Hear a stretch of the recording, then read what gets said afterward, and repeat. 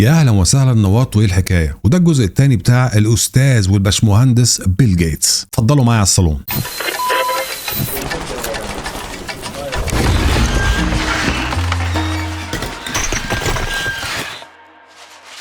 في الجزء الاول شفنا ازاي حكايه الاستاذ والباشمهندس ورئيس القسم في تخريب الكره الارضيه الاستاذ بيل جيتس، وشفنا سرقته للفكره اللي بنى عليها امبراطوريته الكامله، وطبعا السرقه دي كانت اصلا من زيروكس. وصلحنا في الجزء الاول الغلط الشهير عن خناقته مع ستيف جوبز، وشفنا محاولاته المستميته في احتكار الانترنت اكسبلورر كبراوزر، والقضيه اللي شغاله حاليا ضده في هولندا كلها بسبب تطعيمات الكوفيد 19. لو انت بتشوف الجزء ده قبل ما تشوف الجزء الاول فانا انصحك تشوف الجزء الاول في اللينك عشان تقدر تفهم ونكمل بقيه القصه. ملف جيفري إبستين والصندوق الاسود. نيجي بقى للحفره الغويطه والضلمه واللي بيل جيتس بنفسه ومستشارينه لما بيسمعوها بيعرقوا جامد وبيترعبوا ويجيبوا ميه لما اي حد على التلفزيون يفتح السيره دي، وهي علاقته بالملياردير الراحل جيفري إبستين اللي برضه اتكلمنا عنه قبل كده في الحلقه دي. لما المحاكم فتحت الصندوق الاسود والملفات السوداء وقوائم الطيارات الخاصه بتاعت جيفري إبستين، الصدمه ان كانت اسم بيل جيتس ووجوده في الملفات دي بشكل كبير جدا، والصحافه الامريكيه مسكت في الخيط ده وما سابتوش خالص. نفس الصحافه يا سبحان الله اللي علته لسابع سما هي الصحافه اللي نزلته لسبع ارض. بيل جيتس بقى لما اتزنق قوي في الاسئله اعترف انه فعلا قابل جيفري إبستين اكتر من مره. بعد ما إبستين خرج من قضيه تانية قديمه برضه برر موقفه وقال انه كان بيقابله في اطار الشغل بس.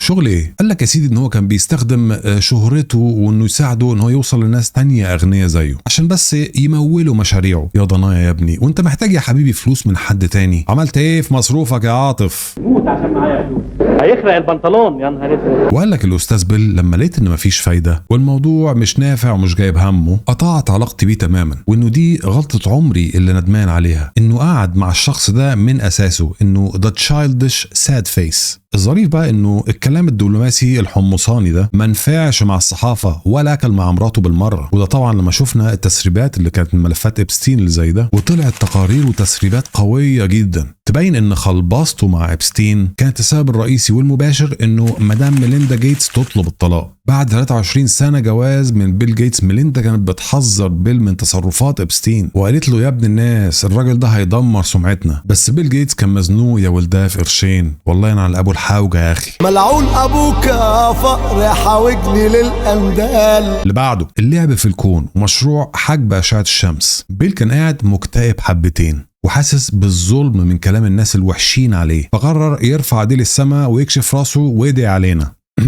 لا بجد قرر يدخل في مشروع حجب أشعة الشمس أو ما يسمى علميا بالهندسة الجيولوجية الشمسية. بيل جيتس بيمول المشروع الضخم ده في جامعة هارفارد. الفكرة الهاطلة دي بتعتمد على إطلاق طائرات متطورة لطبقات الجو العليا وبخ لا مؤاخذة جزيئات وتجمعات من غبار كربونات الكالسيوم تعكس جزء من أشعة الشمس بره الكوكب، وبالتالي تقلل حرارة الأرض ونحارب بقى الاحتباس الحراري والتغيير المناخي. المشروع ده بلبل البلابل على الآخر وأثار موجة جدل ورعب مش طبيعية، لدرجة انه الدول ومنظمات بيئية وعلماء كبار وقفوا ضده وحذروا منه بشدة. المعترضين بيقولوا انه اللعب في غلاف الارض بالطريقة دي ممكن يعمل كوارث غير متوقعة وبالتالي صعب السيطرة عليها، وممكن جدا يتسبب في جفاف ومجاعات مدمرة في دول كتير، وممكن تتسبب في فيضانات في دول تانية كتير. استنى شوية، احنا اتكلمنا عن الموضوع ده قبل كده في حلقة هارب، لو ما شفتوش برضو اتفرج عليه. اللي بعده شراء الاراضي الزراعية احدث موديل. بيل جيتس يا سيدي فتح جبهة جديدة وده خلى الناس تلطم من الخوف. الراجل بقاله كام سنة نازل شراء في الأراضي الزراعية في أمريكا، وده حصل بشكل جنوني ومش مفهوم لحد ما بقى أكبر مالك فردي للأراضي الزراعية في أمريكا كلها. ملايين الفدادين بقت ملكه وتحت سيطرته. المحللين بقى والنقاد سألوا سؤال وجيه قوي بتاع التكنولوجيا واللقاحات، ماله ومال الأراضي الزراعية؟ التفسير الرسمي انه بيل جيتس ومؤسسته هو انه الخطوة دي هدفها تطوير الزراعة المستدامة والمقاومة للتغيير المناخي وانتاج محاصيل تقدر تواجه اي مجاعات جاية. ولكن طبعا اتعلمنا من ما سبق ان الاستاذ جيتس ما بيحدفش كتاكيت، يعني لو مشينا على حسب كلام اصدقائنا بتوع نظرية المؤامرة اللي كل يوم يطلع لهم كلام صح، الجدع ده عايز يسيطر على الأراضي اللي بتنتج اكل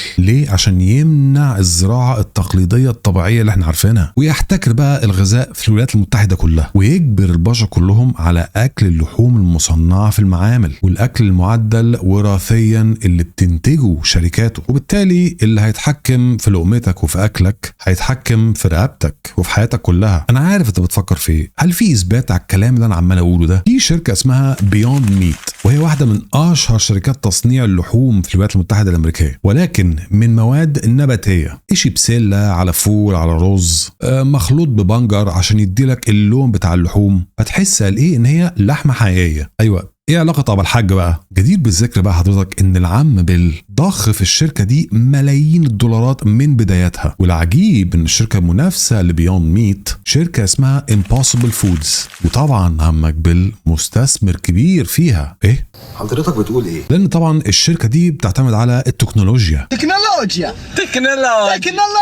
تكنولوجيا متطوره جدا بتعتمد على تصنيع الجزء المسؤول عن طعم اللحمه وعن ريحتها ولونها، عشان يحول طعم الاكل النباتي لطعم استحاله تعرف تفرقه عن الطعم الاصلي للحمه الحقيقيه. الشركه دي سابقا كان اسمها ابسايد فودز. انا ما اعرفش بقى دي فروديان سليب ولا ايه، ولا يمكن الناس دي بتشتغلنا وش وبيقولوا لنا كده عيني عينك ان احنا مش بنعمل اكل بجد، ده يعني حاجه كده وكده. المهم الشركه دي مش بتعمل اللحمه المصنعه من اكل نباتي، دول بيستزرعوا اللحمه في المعامل اللي هي اللاب جرون ميت، اللي هي من خلايا جذعيه من الحيوانات، حاجه تقرف يعني، من غير بقى لا يذبحوا ولا يسموا ولا الكلام ده، ويحطوا الخلايا دي في محاليل مغذيه عشان تنمو وتتكاثر وتعمل نسيج لحم باين انه حقيقي، ولكن معمول في انبوب مختبر مش من مزرعه، يعني بيستنسخوا اللحمه. والموضوع ده اتكلمنا عنه في حلقه الاستنساخ او الكلونينج، بتفرج على الفيديو. بيل جيتس طلع في لقاءات كتير وقال انه الدول المتقدمه والدول الغنيه لازم تتحول من اللحمه الطبيعيه للحمه الصناعيه عشان ننقذ البيئه. طبعا الكلام ده لو ترجمناه لللانجويج بتاعتنا يتفهم فورا انه بيعمل كده عشان يقفل المزارع التقليديه، بيخلي البشر يعتمدوا على الاكل المصنع والمعدل وراثيا. ومن مين؟ من شركاته. وبالبلدي كده عايز يعمل كارت على الغذاء. ويقال يا سيدي انه دخل في مشروع جديد ما يخطرش على بال البشر، والمشروع هو تصنيع حشرات. والحشرات دي لما تقرص البني ادم يحصل له حساسيه من اللحوم. يعني تخيل كده انت طول عمرك راجل بتحب اللحمه الضاني واللحمه البتلو وبتستمخ لما تاكل موزه معموله في الفرن، وبعد 30-40 سنه عايش في نعيم اللحوم فجاه يتقالك عندك حساسيه من اللحوم. هي قرصه حشره واحده لو طالتك كفيله ان هي تخليك لو شميت ريحه كباب يجيلك هبوط وضيق تنفس. الحكايه دي لا سحر ولا شعوذه، الحشره دي اسمها النجمه الوحيده. والحشره دي يا سيدي لما بتقرص الانسان بتبخ في جسم الانسان نوع من السكر اسمه الفا جال، والسكر ده موجود في اللحمه الحمراء ولكن مش موجود في جسمنا احنا. والجهاز المناعي بتاعك بيتبرمج فورا ان السكر ده عدو غاشم. تيجي بقى بعديها بكام يوم تاكل حته ستيك او كفته، جسمك فورا يفتكر السكر ده ويقلب الدنيا عليك بحساسيه قاتله، طفح جلدي ومغص لدرجه ان انت تخليك تقطع اللحمه تماما من حياتك. طب ايه بقى علاقه بيل جيتس بالموضوع ده؟ ليه اسمه منور في الحكايه دي؟ يقال يا سيدي انه بيل جيتس مستثمر كبير جدا في نوع السكر ده في الحشره دي. المصنع ده في كولومبيا بسعه تصنيع 30 مليون حشره معدله وراثيا، وكل ده معمول عشان نبطل اكل اللحمه الحقيقيه ونشتري اللحمه الصناعيه بتاعته. بس الزبده لما نيجي نجمع كل القطع دي مع بعض نكتشف انه اللي زي بيل جيتس عاملين زي البحر، مش بس بيحبوا الزياده، لا هم لو طالوا ياخدوا كل حاجه هيعملوها كده. وسؤالي بقى هنا، امتى الناس اللي زيه اصلا بيحسوا بالشبع؟ امتى اقول كده اتعشت واسيب غيري ياكل؟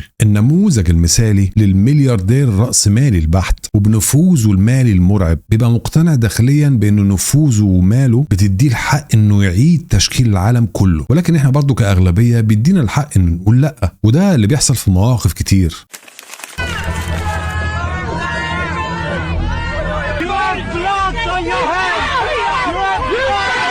زي ما انتوا شفتوا في الفيديو ده الناس كلها متجمعه ورا جنابه وسعادته، ولكن الناس بتتظاهر قدامه وطالبين محاكمته. ولكن اللي يهمني اعرف برضو انتوا ايه رايكم بعد كل التفاصيل وكل الكلام اللي قلناه ده؟ شايفينه بيل جيتس العبقري اللي بيحاول ينقذ الكوكب بعلمه وفلوسه ونفوذه الطايله، ولا هو الشرير اللي عايز ياخد الدنيا واللي فيها؟ ما تنسوش تدوني رايكم وتحطوه لي في الكومنتس تحت وتعملوا سبسكرايب ولايك. اشوفكم الحلقه الجايه، يلا سلام.